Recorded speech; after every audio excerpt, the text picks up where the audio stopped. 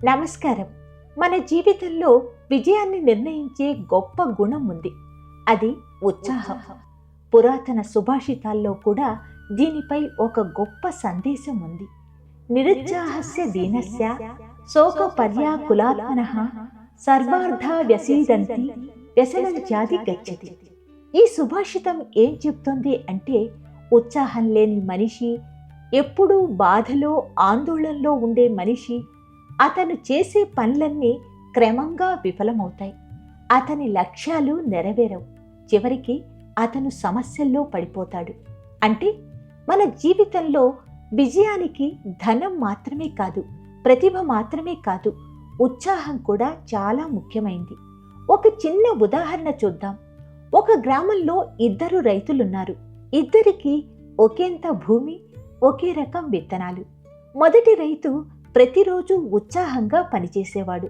మంచి ఆశతో పంటను చూసుకుంటాడు. రెండవ రైతు మాత్రం ఏం లాభం, పంట వస్తుందా రాదా అని నిరుత్సాహంగా ఉంటాడు. కొన్ని నెలల తర్వాత ఏమైంది? మొదటి రైతు పంట బాగా పండింది. రెండవ రైతు మాత్రం సరైన శ్రద్ధ లేక పంటను కోల్పోయాడు. ఇది మన జీవితానికి ఒక గొప్ప పాఠం చెప్తుంది. ఉత్సాహం ఉన్న చోటే అభివృద్ధి ఉంటుంది. నిరుత్సాహం ఉన్న చోటే అపజయం ఉంటుంది. మనకు సమస్యలు రావచ్చు, కష్టాలు రావచ్చు, కానీ మన మనసులో ధైర్యం, ఆశ, ఉత్సాహం ఉండాలి. ఎందుకంటే ఉత్సాహం ఉన్న మనిషి సమస్యలను అవకాశాలుగా మార్చుకుంటాడు. కాబట్టి ఈ రోజు నుంచి ఒక నిర్ణయం తీసుకుందాం. నిరుత్సాహాన్ని దూరం పెట్టి సానుకూల ఆలోచనతో ఉత్సాహంగా జీవిద్దాం. అప్పుడు విజయం మన వైపే వస్తుంది. ఉత్సాహం ఉన్న మనసే జీవితాన్ని విజయంలోకి తీసుకెళ్తుంది.